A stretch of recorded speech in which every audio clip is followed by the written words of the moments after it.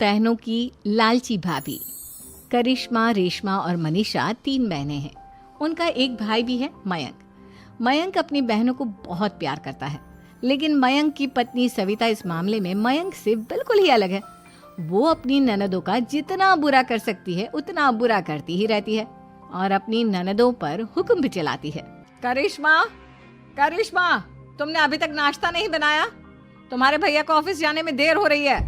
हाँ भाभी, बस अभी बनाती हूँ। करिश्मा, तुम ये ढीलापन छोड़ दो। कल को पराये घर जाना है। वहाँ अगर तुम इस तरह से काम करोगी तो लोग क्या कहेंगे कि माँ ने और भाभी ने कुछ सिखाया नहीं। और तुम्हारी दोनों बहनें कहाँ हैं? रेशमा मार्केट गई है और मनीषा सो रही है। क्या? सुबह के 8 बज रहे हैं और ये महारानी अभी भी सो रही है? ये कहते हुए सविता अपनी सास दुर्गा देवी के पास जाती है। माँ जी, देख रही हो अपनी बेटियों के तौर तरीके? क्या हुआ बहू, सुबह सुबह क्या कर दिया मेरी बेटियों ने? अरे, एक तो अभी अभी उठकर किचन में गई है, दूसरी सुबह सुबह बाहर चली गई और तीसरी अभी तक सो रही है। क्या करूं मैं इन तीनों का?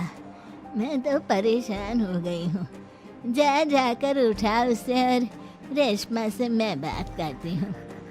सविता सीधा मनीषा के कमरे में जाती है और उससे कहती है, महारानी जल्दी उठो, सूरज सर पर आ गया है। भाभी, थोड़ी देर और सोने दो ना, मैं रात को लेट सोई थी। वो क्या ना, यूनिट टेस्ट चल रहे हैं। शराफत से उठती है या नहीं, या फिर पानी की भरी बाल्टी डालूं तेरे ऊपर? नहीं भाभी, मुझे बिस्तर में नहीं नहाना, उठती हूँ मैं। मनीषा जल्दी से उठकर बाथरूम में चली जाती है।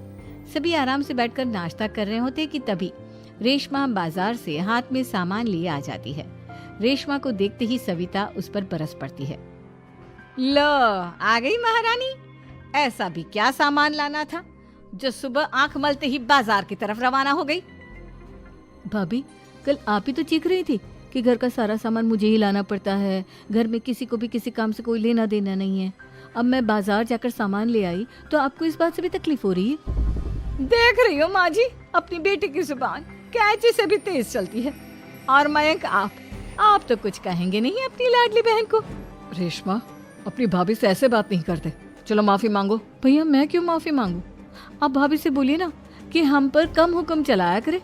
हम इस घर की बेटियां हैं और आपकी पत्नी की ननद है, नौकरानी नहीं। लो, कर लो बात। इनकी भलाई के लिए कुछ भी बोलो तो इन्हें बुरा लग जाता है।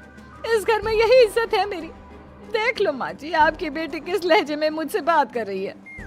सविता वहाँ से चली जाती है। मयंक को बहुत गुस्सा आता है, वो भी वहाँ से चला जाता है।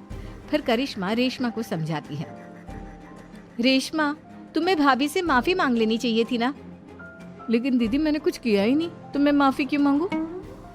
हाँ करिश्मा दीदी, रेशमा दीदी जैसे ही घर में आई, भाभी ही उन पर चिल्ला रही थी। हाँ, मैं मानती हूँ कि गलती भाभी की थी। मैं तो इसलिए बोल रही हूँ कि भाभी ने माँ को तो पूरी तरह अपने वश में कर लिया है। वो हमारी बात सुनती ही नहीं।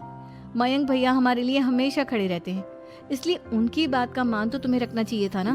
कोई फायदा नहीं दीदी, कुछ दिनों की बात और है, भाभी उन्हें भी हमारे खिलाफ भड़का देंगी। फिर वो भी माँ की तरह हमारी किसी बात का विश्वास नहीं करेंगे। इसी तरह सविता अपनी तीनों ननदों को किसी न किसी बात पर परेशान करती रहती थी। एक दिन मयंक अपनी तीनों बहनों के लिए गिफ्ट लाया। क्या रेशमा, ये तुम्हारे लिए हार का सेट। रेशमा, तुम्हारे लिए सुंदर सी ड्रेस। और मनीषा, तुम्हें किताबें पसंद है ना, तुम्हारे लिए किताबें लाया हूँ। थैंक यू भैया। थैंक यू भैया। थैंक यू भैया। करिश्मा, तुम्हारा नेकलेस कितना सुंदर है। ये भैया कहाँ से ले आए होंगे? मैंने भैया को 3 दिन पहले फोन पर ये डिजाइन दिखाया था और आज भैया ये ले आए। सविता तो अपनी ननदों के गिफ्ट्स देखकर जल गई और करिश्मा का नेकलेस तो उसे भी बहुत पसंद आया था। अपनी बहनों के लिए कितना अच्छा नेकलेस लेकर आए हैं। मुझे कभी कोई गिफ्ट नहीं दी, मैं आज ही ये हार चुरा लूंगी। रात में सविता करिश्मा का हार चुरा लेती है और इसी तरह उसे अपनी ननदों की जो भी चीज अच्छी लगती वो उसे मांगती नहीं, बल्कि रात के अंधेरे में चुरा लेती। इसी तरह दिन बीतते गए और सविता ने मयंक के दिल में भी उसकी बहनों के लिए नफरत पैदा कर दी। एक दिन मयंक ने करिश्मा और रेशमा के लिए रिश्ता देखा और ये बात उसने घर में सबको बताई। माँ, करिश्मा और रेशमा के लिए बहुत अच्छा रिश्ता आया है। वो लोग कल इन्हें देखने आ रहे हैं। आप और सविता मिलकर सारी तैयारी कर लेना। ये सुनकर करिश्मा और रेशमा खुश हो जाती हैं, लेकिन सविता सोचती है, अगर इन दोनों बहनों की शादी हो गई तो घर और बाहर का काम कौन करेगा? मनीषा तो एक नंबर की कामचोर है, उससे तो किसी बात की उम्मीद लगाना ही बेकार है। मुझे इस शादी को रोकना होगा। अगले दिन सभी लड़के वालों के स्वागत की तैयारी करने में लगे होते हैं। तभी मयंक अपनी बहनों से आकर कहता है, तैयार हो गई तुम दोनों? देखो दोनों लड़के बहुत अच्छे हैं, मैं कोई कसर नहीं छोड़ना चाहता, इसलिए तुम उनके सामने अच्छे से बिहेव करना और अपनी भाभी से लड़ने मत लग जाना। करिश्मा, तुम वो नेकलेस पहन लो ना जो मैं तुम्हारे लिए लाया था। भैया मैं बहुत देर से वो नेकलेस ढूंढ रही हूँ, लेकिन मुझे मिल ही नहीं रहा। क्या तुमने नेकलेस खो दिया? तुम्हें पता भी है वो कितना महंगा था? तुम कोई काम ढंग से नहीं कर सकती। मयंक गुस्से में वहां से चला जाता है। थोड़ी देर बाद लड़के वाले भी आ जाते हैं। वो दोनों बहनों को पसंद कर लेते हैं और रिश्ता पक्का हो जाता है। लेकिन सविता के दिमाग में तो कुछ और ही खिचड़ी पक रही थी। वो पंडित जी के पास करिश्मा की कुंडली लेकर जाती है और उन्हें पैसे देकर करिश्मा की कुंडली बदलवा देती है। जब लड़के वालों के पास करिश्मा की कुंडली जाती है तो वो दुर्गा को फोन करते हैं। बहन जी, हमने करिश्मा की कुंडली अपने पंडित जी को दिखाई थी। आपकी बेटी की कुंडली नहीं बल्कि दोषों का पिटारा है। देखिए, मैं और मेरे पति इन सब बातों में बहुत विश्वास करते हैं, इसलिए हम आपकी बेटी से अपने बेटे की शादी नहीं करा सकते। इस तरह करिश्मा का रिश्ता टूट जाता है और सभी घर वालों को बहुत दुख होता है। अब कविता सोचती है, चलो करिश्मा का तो रिश्ता टूट गया, अब रेशमा का भी रिश्ता तोड़ना है। क्या करूं? अब सविता आवाज बदलकर किसी अननोन नंबर से रेशमा के होने वाले ससुराल में फोन करती है। हेलो, मैं कौन हूँ कौन नहीं ये आपके लिए जानना जरूरी नहीं। बस इतना सुन लो कि रेशमा का 2 साल से किसी के साथ अफेयर चल रहा है। बस रेशमा का रिश्ता तोड़वाने के लिए सविता का इतना कहना काफी था। अब रेशमा का भी रिश्ता टूट गया। मयंक और दुर्गा देवी ने रेशमा को खूब खरी खोटी सुनाई और उससे बार बार उस लड़के के बारे में पूछने लगे। आप दोनों मुझे क्यों परेशान कर रहे हो? अरे कोई लड़का होगा मेरी लाइफ में तो मैं बताऊंगी ना, जब कोई है ही नहीं तो कहाँ से लाऊं मैं कोई लड़का?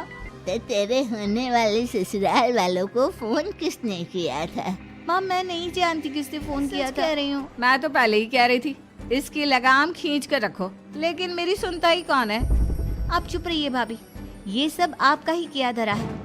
अब तीनों बहनों को विश्वास हो जाता है कि ये सब उनकी भाभी ही कर रही है। तीनों बहनें अपनी भाभी को सबक सिखाने के लिए एक वकील कर लेती है और घर में हिस्सा मांगना। देखो भैया, माँ बाप की जायदाद में जितना बेटों का हक होता है उतना ही बेटियों का, इसलिए इस घर के 4 हिस्से होंगे और हमें अपना हिस्सा चाहिए।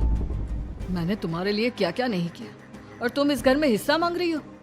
भैया, आप और माँ हम बहनों की कोई बात नहीं सुनते हो और भाभी हमारी शादी नहीं होने देगी क्योंकि उन्हें लगता है कि आप हमारी शादी में ज्यादा पैसा लगाओगे और उन्हें हम जैसी फ्री की नौकरानी कहाँ मिलेगी।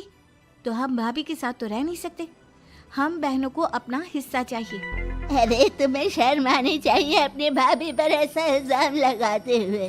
वो तुम्हारे बारे में कितना सोचती है। हाँ माँ, भाभी हमारे बारे में बहुत सोचती है। दिन रात बस यही सोचती रहती है कि किस तरह से अपनी तीनों ननदों को परेशान करूं और कभी मुझे पढ़ने भी नहीं देती। दोनों बहनों का रिश्ता भी तो इन्होंने ही तोड़वाया है और रात में हमारे कमरे में आकर हमारी चीजें भी चुराती हैं। इसी तरह सविता की तीनों ननदें अपनी बात पर अड़ी रही। अब कोर्ट में तारीख भी शुरू हो गई। जब सविता को लगा कि उसकी तीनों ननद इतनी आसानी से नहीं मानने वाली, तो उसने अपने पति और सास को सारी सच्चाई बता दी और अपनी तीनों ननद से माफी मांगी। मयंक और दुर्गा को भी अपनी गलती का एहसास हो गया। अब सविता खुद करिश्मा और रेशमा के लिए अच्छा रिश्ता ढूंढती है और उनकी शादी करवाती है।